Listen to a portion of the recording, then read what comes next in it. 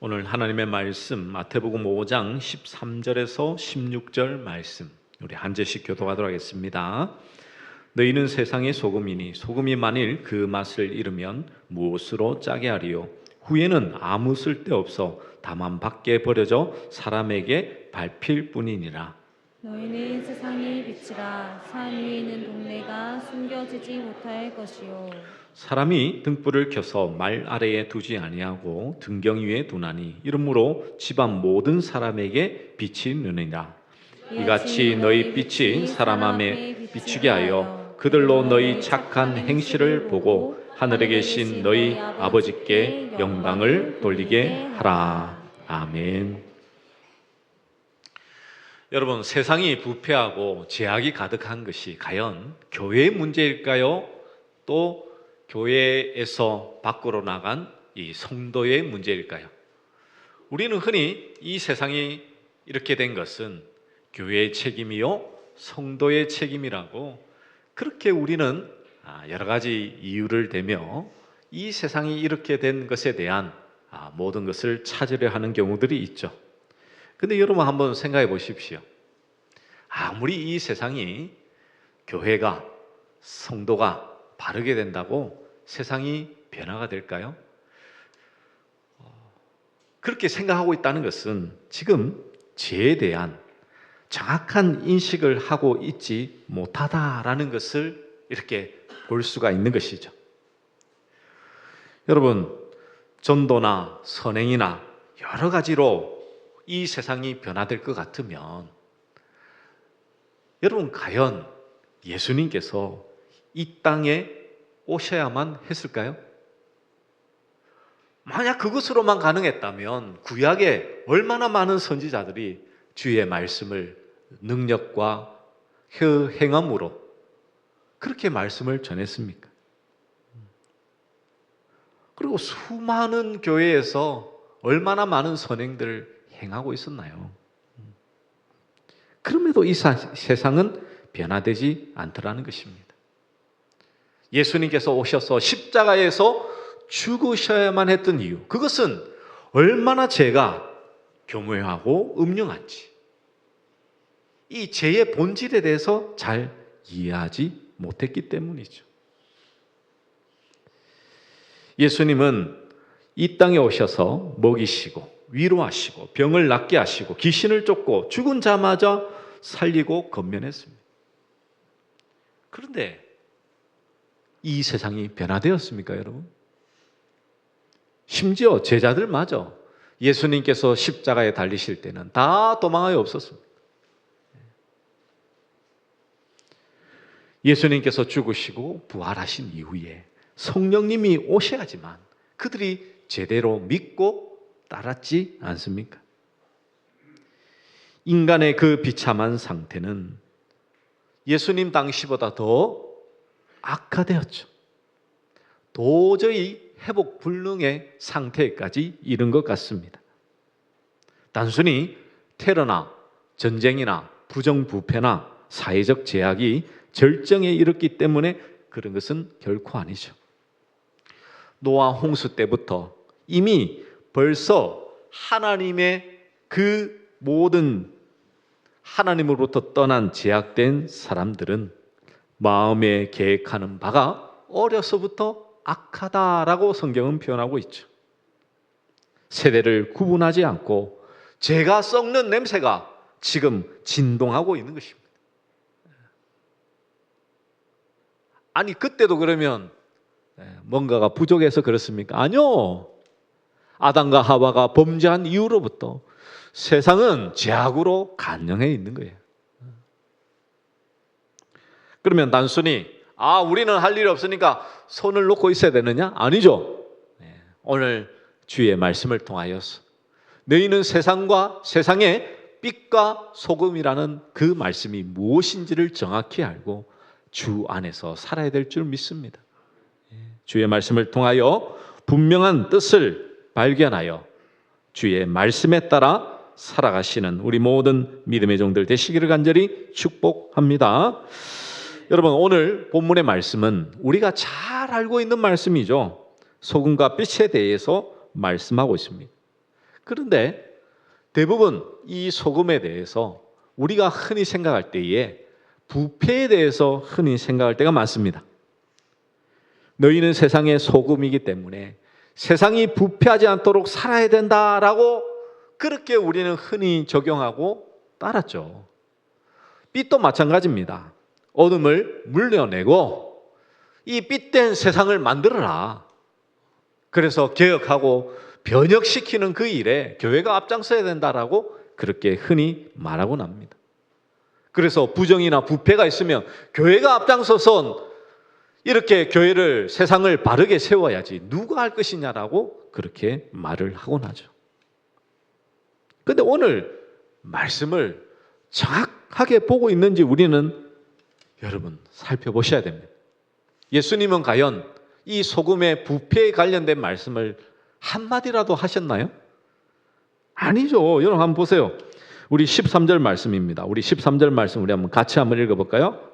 시작. 너희는 세상의 소금이니 소금이 만일 그 맛을 잃으면 무엇으로 짜게 하리요? 후에는 아무 쓸데없어 다만 밖에 버려져 사람에게 밟힐 뿐이니라. 아멘. 너희는 세상의 소금이니 소금이 되라고 하셨나요? 아니요. 이미 너희는 세상의 소금이다라고 선언하십니다. 그러면서 하신 말씀이 소금이 만일 그 맛을 잃으면 무엇으로 짜게 하리요? 이 말씀은 소금의 본질을 말하죠. 본질. 여러분, 소금과 설탕, 미원 어떻게 구분하면 됩니까? 먹어보면 알죠? 짬은 소금이에요. 짬은 소금. 이게 소금의 본질이에요. 본질. 근데 예수님은요, 가정법을 통해서 만일 그 맛을 잃으면 무엇으로 짜게 하리요? 라고 말씀하고 있습니다. 여러분, 소금이 맛을 잃을 수 있습니까? 아니요. 세월이 지난다고 변하지 않습니다. 뭐 물에 녹아서 희석이 되어서 사라지면 모르지. 소금은 100년이 지나도 1000년이 지나도 소금이에요. 변하지 않습니다. 맞죠? 네. 그런데 이것을 예수님께서 없는 이야기를 하시면 이것은 우리에게 와닿지 않겠죠? 우리가 한국적인 상황에서 이 말씀을 보면 이 말씀이 와닿지 않을 거예요. 왜? 아니, 소금이 어떻게 맛을 잃을 수 있냐고. 그러니까 자꾸 부패적으로 생각하는 것 같아요. 근데 여러분, 이것은 지금 예수님 당시 그 상황을 살펴봐야 됩니다. 우리 한국은 천일염을 사용하지만 이 당시 예수님 당시에는요, 바로 이 사해 지역에 있는 암염을 사용했습니다. 암염이라는 것은 이제 돌처럼 굳어진 소금, 이 결정을 가지고 이제 소금을 사용했던 것이죠. 그런데 이 소금을 그냥 사용할 수 있느냐? 아닙니다. 물에 희석해서 걸러냅니다. 자꾸 소금을 걸러내다 보면 이 소금물이 어떻게 되겠습니까? 아주 농축이 이렇게 잘 이루어지겠죠. 몇 번 이렇게 하고 나서 그것을 응고시켜서 소금으로 사용을 했던 거예요. 그런데 소금을, 암염을 물에 이렇게 담궈서 이렇게 쫙 이렇게 녹이면 뭐만 남을까요? 흙이나 석회질만 남게 되는 것이죠. 그거는 쓸모가 있습니까? 없습니까? 쓸모 없어요. 그래서 밖에 버리는 거예요. 흔히 성전에 보시면 이 이제 암염을 물에 녹이고 나서 남은 찌꺼기를 이 성전 바닥에 뿌려놓곤 한답니다. 왜냐하면 넘어질까 봐. 미끄러우면 안 되니까 그것을 이렇게 뿌려놓을 때가 있다는 것이죠. 그러다 보니 어떻게 되냐면 이 소금이 그 맛을 잃는다는 것은 단순히 소금 자체가 뭐 변질이 되거나 사라지거나 그게 아니에요. 소금은 소금입니다. 이것은 결국 소금 자체가 소금은 소금이요, 흙은 흙이다라는 거. 본질 자체를 말하고 있는 것이지 단순히 우리가 소금이 되기 위해서 어떤 일을 행하고 어떤 모습으로 무엇인가를 열정으로 해내야 된다라는 것을 성경은 말씀하고 있는 것이야. 결코 아니죠. 성경의 관심은 오직 짜다는 것, 소금의 본질을 말씀하고 있는 것이지 음식물의 부패를 방지한다는 소금의 용도가 아닌 것입니다. 그런데 우리는 이 말씀을 들을 때 그래도 예수님이 말씀하신 소금의 부패에 대한 것이 있으니까, 소금은 부패를 방지하는 곳에도 쓰이니까 나는 부패 방지로 이해할 거야. 이것은 성경 말씀이 말씀하고 있는 바를 전혀 따르고 있지 않는 것이죠. 그 성경 말씀을 말씀하신 바대로 믿고 따라야 됩니다. 그 내가 복음이 되면 안 돼요, 여러분. 내가 복음. 내가 생각할 때는 그거 위험한 겁니다. 하나님의 말씀이 정확히 무엇을 말씀합니까? 오늘 예수님은 소금에 대해서 소금이 어떠냐? 그 본질에 대해서만 말씀하고 있다는 사실을 여러분 기억하시기 바랍니다. 그러면 예수님께서 말씀하신 뜻을 더 명확하게 알기 위해서는 구약에 대해서 이 소금에 대한 어떤 말씀이 있는지를 좀 살펴봐야 되겠죠. 먼저 소금이 가장 먼저 언급되고 있는 것은 출애굽기 30장 말씀입니다. 우리 출애굽기 30장 34절에서 36절의 말씀에 보시면 이렇게 말씀하고 있습니다. 우리 앞에 있는데요. 지금 모니터 소리가 지금 또 이상해졌어요. 지금 음량이 좀 방송실 음량을 좀 올려주세요. 자, 출애굽기 30장 34절에서 36절까지 우리 같이 한번 읽겠습니다. 시작.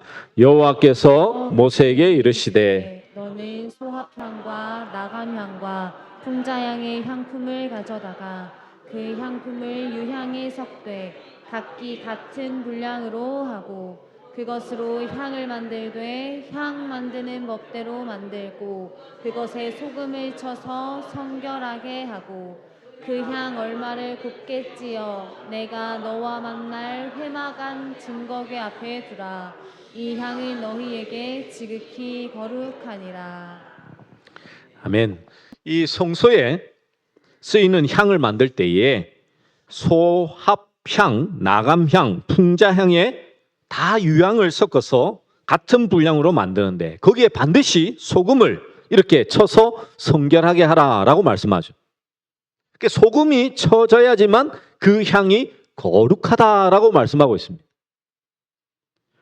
즉 소금은 성결하게 만드는 필수품 중에 하나였죠. 아무리 하나님의 방식대로 향을 만들었다 하더라도 소금이 없으면 안 돼요. 그러면 이제 여기서 여러분 대부분 실수하는 게 뭡니까?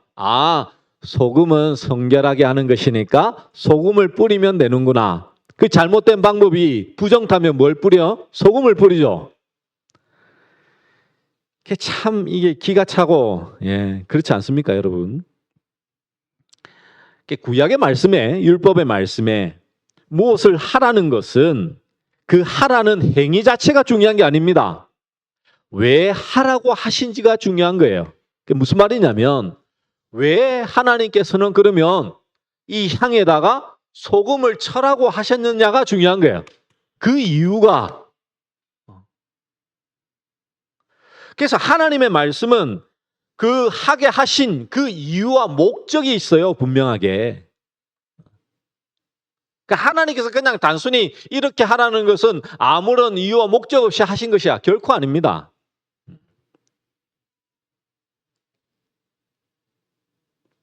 그걸 모르면 자꾸만 우리는 정결하게 하려면 소금을 쳐야지. 그렇게 적용을 해버리죠. 레위기 2장 13절에 이런 말씀이 있습니다. 내 모든 소재물에 소금을 치라. 내 하나님의 언약의 소금을 내 소재에 빼지 못할지니 내 모든 예물에 소금을 드릴지니라. 보십시오. 구약에서 소금이 하는 역할, 그것이 바로 뭐라고요? 하나님의 언약이라고 말씀하고 있습니다. 하나님의 약속. 하나님의 약속은 불변한다, 변하지 않는다? 안 변한다. 그것을 상징하여 나타내는 것이 무엇이라고요? 소금. 그래서 뿌리는 거예요. 하나님의 약속, 하나님의 언약, 불변하지 않는 것을 상징하여 보여주기 위해서 소금을 뿌리라고 말씀한 것입니다. 소재물에 꿀과 누룩은 넣지 못하지만 소금은 빼지 말고 반드시 치라고 하는 것이죠. 소금을 쳐야지만 거룩한 제물이 될 수 있다. 그렇게 말씀하고 있습니다. 그리고 민수기 18장 19절에는 이런 말씀이 있습니다. 민수기 18장 19절. 우리 같이 한번 읽어볼까요? 준비 시작. 이스라엘 자손이 여호와께 거제로 드리는 모든 성물은 내가 영구한 옥새의 음식으로 너와 내 자녀에게 주노니 이는 여호와 앞에 너와 내 후손에게 영원한 소금 언약이니라. 아멘. 하나님께서는요, 이스라엘과 맺은 변하지 않는 언약을 소금으로 표현하고 있습니다. 변하지 않는 소금 언약은 영원한 것임을 나타내는 것이죠. 그러니까 하나님의 언약을 소금 언약이라고 하신 것은 영원 불변의 상징이었습니다. 상징. 정결, 거룩의 필수품이었고 하나님의 언약이 결코 변할 수 없는 그 영원한 언약을 나타내는 것이었죠. 그렇다면 소금이 정결과 거룩한 언약을 나타내는 것이라면 정결하여 거룩하고 영원한 언약을 성취하는 분은 누구밖에 없습니까? 바로 예수 그리스도밖에 없죠. 예수 그리스도밖에. 그 예수 그리스도를 보여주는 게 바로 구약의 말씀들이에요. 소금 언약이라는 것은 소금 자체가 누구를 나타낸다고요? 예수 그리스도, 예수 그리스도. 마가복음 9장 50절에 이런 말씀이 있습니다. 우리 한번 같이 한번 읽어볼까요? 우리 마가복음 9장 50절 말씀 같이 읽겠습니다. 시작. 소금은 좋은 것이로되 만일 소금이 그 맛을 잃으면 무엇으로 이를 짜게 하리요. 너희 속에 소금을 두고 서로 화목하라 하시니라. 아멘. 여러분, 이 이제 마태복음의 말씀과 같이 이렇게 병합된 말씀이죠. 마가복음에 등장하는 말씀입니다. 소금은 좋은 것이로되 만일 소금이 그 맛을 잃으면 무엇으로 이를 짜게 하리요라고 하시고는 뭘 하십니까? 너희 속에 소금을 두고 서로 화목하라. 아니, 소금을 두고 화목하래요. 여러분, 자, 부부싸움 했습니다. 소금을 두고 화목하게 하십시오라고 지금 말씀을 전하면 이게 맞는 말씀의 전함입니까? 아닙니까? 아니죠.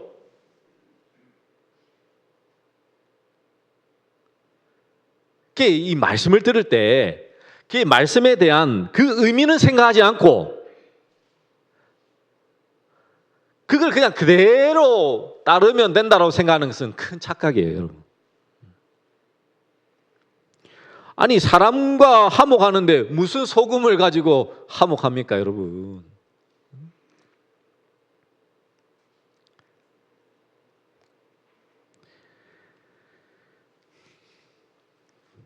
이 말씀 들으면서 아이, 목사님, 나는 이 구절이 있는지도 몰랐고 또 더 나가서는 아니 뭐 소금 갖고 화목하라고 하는 그 말씀이 도대체 무슨 의미인지 모르겠습니다 라고 한다면 그 말씀을 잘 들으셔요.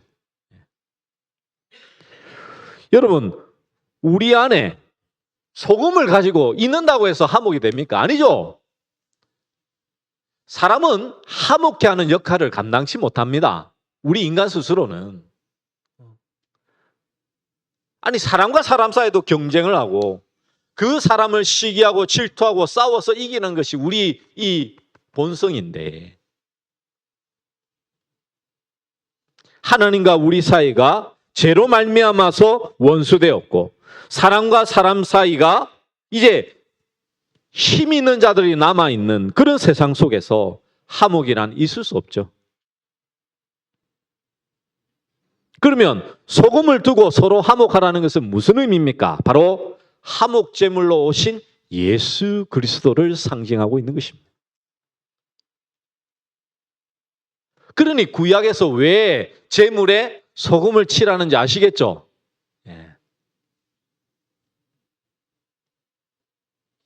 예수님께서 화목제물로 오셨다라는 거예요. 화목제물.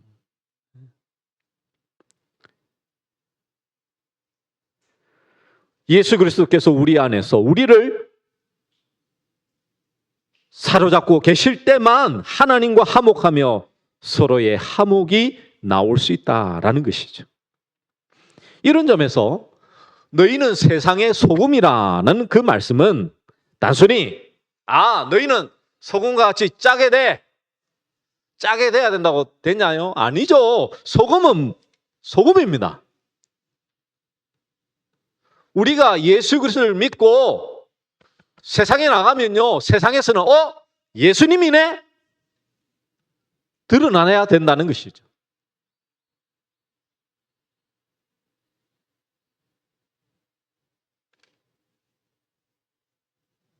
예수 그리스도를 믿는 자들은 이 땅에서 예수 그리스도를 드러내고 보여줘야 되는 것입니다. 그게 오늘 이 비유의 말씀이에요. 비유의 말씀. 적용점이 달라지겠죠. 자, 빛도 마찬가지입니다. 빛에 대한 소금에 대한 그 말씀도 예수님께서 말씀하신 것은 본질적인 의미를 먼저 이해해야 되죠. 왜냐하면 본분이 말씀하는 것과는 관계없이 문맥을 무시하고 빛의 역할에 대해서 상상한 해석을 가지고 우리가 적용하면요, 잘못되게 간다니까요.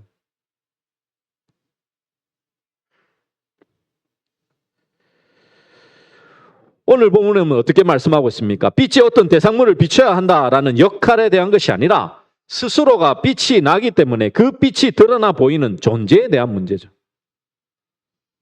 14절에 보십시오. 너희는 세상의 빛이라 산 위에 있는 동네가 숨겨지지 못할 것이요. 빛이 되라고 했나요? 아니요. 너희는 세상의 빛이라. 빛이신 예수님께서 오셔서 우리 안에 계심으로 우리는 뭐가 됐다고요? 빛이 된 거예요. 빛이 된 거. 그래서 빛이 되면 뭐 합니까? 산 위에 있는 동네가 숨겨지지 못하는 거예요. 숨겨지지 않는.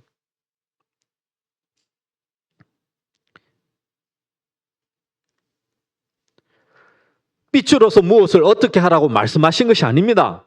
빛이라는 존재는 깜깜한 세상 속에서 자연스럽게 드러남으로 말미암아 어두움이 숨겨질 수 없다는 점을 강조하고 있죠. 지난주 말씀드렸듯이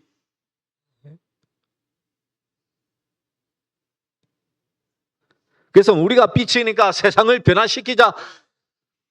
오라 우리가 세상을 변화시키자. 얼마나 우리는 노래 부르고 찬양했습니다. 그런데 우리 하나도 변화되지 못하죠. 그 다음 15절 역시도 마찬가지지 않습니까? 사람이 등불을 켜서 말 아래에 두지 아니하고 등경 위에 두나니 이러므로 집안 모든 사람에게 빛은 비추는 거예요. 어둠을. 어두울수록 빛은 빛이네. 소금 맛보면 소금이네. 이 빛이란 헬라어는 포스입니다. 포스. 이것은 70인역에서 오르라는 역어로 사용됐는데요. 이 성경에 처음 등장하는 것이 바로 이 창세기의 첫째 날의 창조의 모습이죠. 1장 3절에 보시면 하나님이 이르시되 빛이 있으라 하시니 빛이 있었고 라고 되어 있습니다. 여러분 우리가 이 창세기 말씀을 보시면 아시겠지만 이미 태양이 있기 전, 별이 있기 전에 하나님은 빛을 창조하셨죠. 그 창조하셨다는 것은 무엇을 말씀하고 있습니까? 바로 어둠과 대조하여 하나님 자신의 본질을 드러내시는 거예요. 하나님은 빛이시다. 다시 말해 빛을 창조하심으로 어둠 가운데 있는 자기 백성들에게 생명을 허락하시겠다라는 창조 언약을 선언하고 있는 것이죠. 빛이신 하나님께서 말씀으로 이 땅에 오셨는데 그 빛을 생명이라고 요한복음에서는 말씀하고 있죠. 그래서 5절에 보시면 요한복음 1장 5절에 보시면 빛이 어둠에 비치되 어둠이 깨닫지 못하더라라고 말씀하고 있죠. 어둠이 깨닫지 못하더라라는 것은 어둠을 인격적으로 표현하고 있습니다. 이것은 어둠이라는 물리적인 것이 아니라 죄의 권세로부터 사망 가운데 있는 어두움, 그 자들에 대한 상징적인 표현인 것이죠. 그렇다면 너희는 세상의 빛이라라는 그 말씀은 예수님께서 십자가에 죽으심으로 언약을 온전히 성취하심으로 자기 백성들에게 생명을 주시는 구원을 전제한 말씀인 것이죠. 네. 요한복음 8장 12절에 이런 말씀이 있습니다. 우리 한번 같이 한번 읽어볼까요? 요한복음 8장 12절 말씀 함께 읽겠습니다. 시작. 예수께서 또 말씀하여 이르시되 나는 세상의 빛이니 나를 따르는 자는 어둠에 다니지 아니하고 생명의 빛을 얻으리라. 예, 보세요. 예수께서 또 말씀하여 이르시되 나는 세상의 빛이니 나를 따르는 자는, 여기서 따르는이라는 단어는요 헬라어로 아콜루데오라는데요 함께 가다라는 뜻을 가지고 있습니다. 즉 예수 그리스도를 우리가 따라간다라는 의미보다는 빛이신 예수 그리스도께서 오셔서 함께 가심으로 어둠에서 벗어난 상태가 되었다라는 것을 의미하고 있는 것입니다. 예수 그리스도와 한 몸 된 교회가 세상의 빛입니다.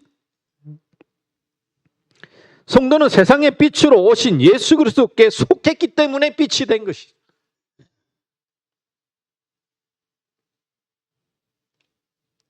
빛이신 예수 그리스도에 의해 어둠에 있는 모든 것이 다 드러나게 돼 있는 것이죠. 산 위에 있는 동네가 숨겨지지 못한다라는 것은 산 위에 있는 동네는 예루살렘으로 말씀하고 있는 것이 아닙니다.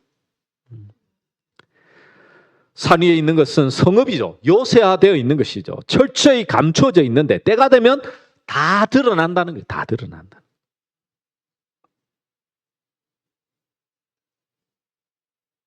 근데 우리는 이렇게 말씀을 해도 자꾸만 오해하는 게 16절 말씀 때문이죠. 16절 말씀. 우리 마태복음 5장 16절 말씀 우리 한번 같이 한번 읽어볼까요? 준비 시작. 이같이 너희 빛이 사람 앞에 비치게 하여 그들로 너희 착한 행실을 보고 하늘에 계신 너희 아버지께 영광을 돌리게 하라. 아멘. 여기서 중요한 것은요, 비치게 하여라는 표현이 명령형이죠. 즉 너희 빛이 사람 앞에 비치게 하라라는 표현입니다. 그런데 이 명령형도 과거형으로 이미 이루어졌다라는 뜻을 가지고 있습니다. 하늘에 계신 너희 아버지께 영광을 돌리게 하라라는 말씀도 명령형이 아니라 원어상으로 보시면 동사 가정법입니다. 뭐뭐 하면이라는 의미로 표현되고 있죠. 그러니까 착한 행실로 아버지께 영광을 돌리라는 것은 명령이 아닙니다, 여러분.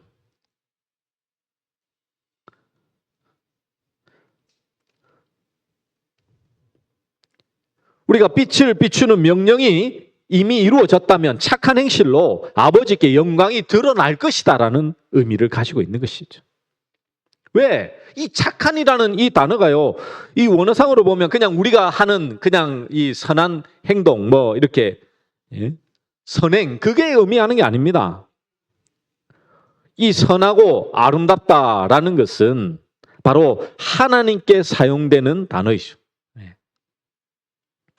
선한 이는 오직 하나님 한 분뿐이라고 예수님도 말씀하셨잖아요. 우리는 선한 행위 자체로 우리는 하나님 앞에서 의롭다 할 사람이 없습니다. 율법의 행위로 그의 앞에 의롭다 하심을 얻을 육체가 없나니 율법으로는 죄를 깨달음이니라 라고 말씀하고 있죠.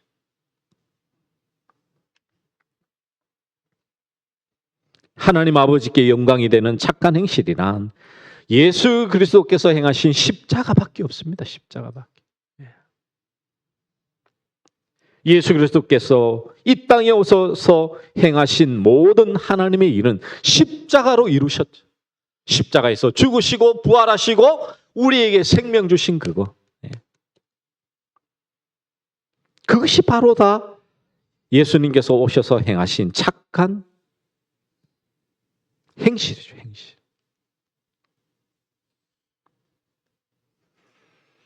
그러면 너희 착한 행실을 보고 하늘에 계신 너희 아버지께 영광을 돌리게 하라라는 것은 우리가 어떻게 하라는 것입니까? 그 십자가를 우리는 따라가야 되는 것이 따라가야.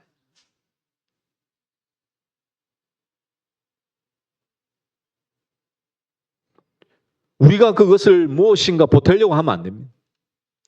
우리는 주님이 가신 그 길을, 그 십자가의 길을 우리는 따라가면 되는 거예요. 따라가면.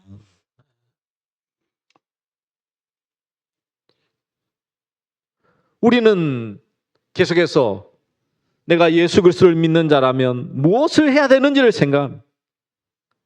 내가 무엇인가를 해야만 하나님의 일이 되어지는 것으로 착각을 하죠. 그러나 예수님은 우리에게 무엇을 하라고 말씀하지 않습니다. 너희는 세상의 빛과 소금이, 맛을 보면 소금인 줄, 빛이면 빛인 줄 알듯이 너희가 예수 그리스도 안에 있으면 세상에 나가면 예수 그리스도네 라고 말을 하게 돼 있다니까요. 그럼 이것을 뒤집어 보면 세상에 나갔을 때에 예수 그리스도네 안 하면 여러분 잘못 살고 있는 거예요. 잘못 살고 있는 거. 아니, 행위로서 잘못 살고 있는 것이 아니고 여러분의 그 신앙과 믿음이 하나님 앞에 온전히 드려지고 못하고 있는 것이죠. 정말 십자가를 따르고 있는지, 아니 더 깊이 있게 가면 정말 예수 그리스도를 만났는지, 이 구원의 역사가 여러분의 심령 안에 살아있는지를 살펴봐야 됩니다. 그래서 오늘 예수님께서 너희는 세상의 소금과 빛이라고 하신 말씀은 너희가 누구냐는 거예요. 누구냐. 너 정체가 뭐냐는 거예요. 정체가 뭐냐고.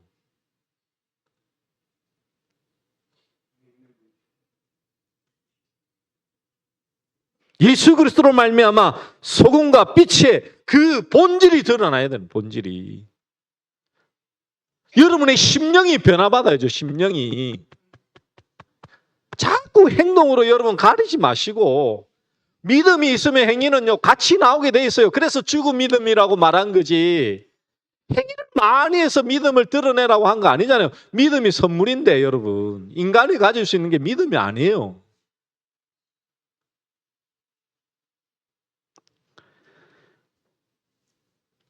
참 이게 제가 말씀을 전하면서도 늘 좀 고민이 그겁니다.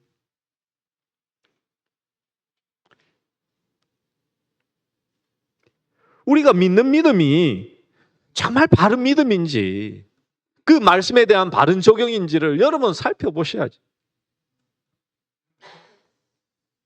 오늘 주의 말씀을 통해서 여러분이 정말 소금이요 빛임을 정말 예수 그리스도로 말미암아 여러분 그냥 본질이 예수 그리스도네 라고 나올 수 있는지 여러분의 자신을 점검하시고 더 많이 하나님과의 바른 관계 속에서 이 구원의 관계에 은혜가 정말 충만하셔야 돼요. 그 은혜 속에서 매일을 살아가는 우리 모든 믿음의 종들 되시기를 간절히 축복합니다. 네, 우리 함께 찬양하도록 하겠습니다. 우리 주님 다시 오실 때까지 함께 찬양하도록 하겠습니다.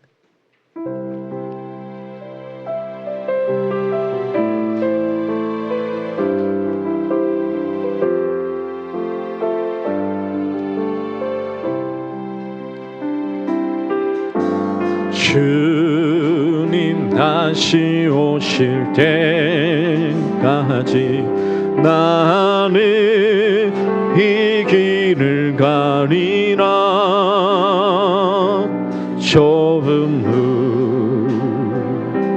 좁은 길 나의 십자가 지고 나의 가는 이 길 끝에서 나는 주님을 보리라. 영광의 내 주님 나를 맞아주시리. 주님 다시 오실 때까지 나는 일어나 달려가니라. 주의 영광 온 땅 덮을 때 나는 일어나 노래하리. 내 사모하는 주님 온 세상 굳으시라. 내 사모하는 주님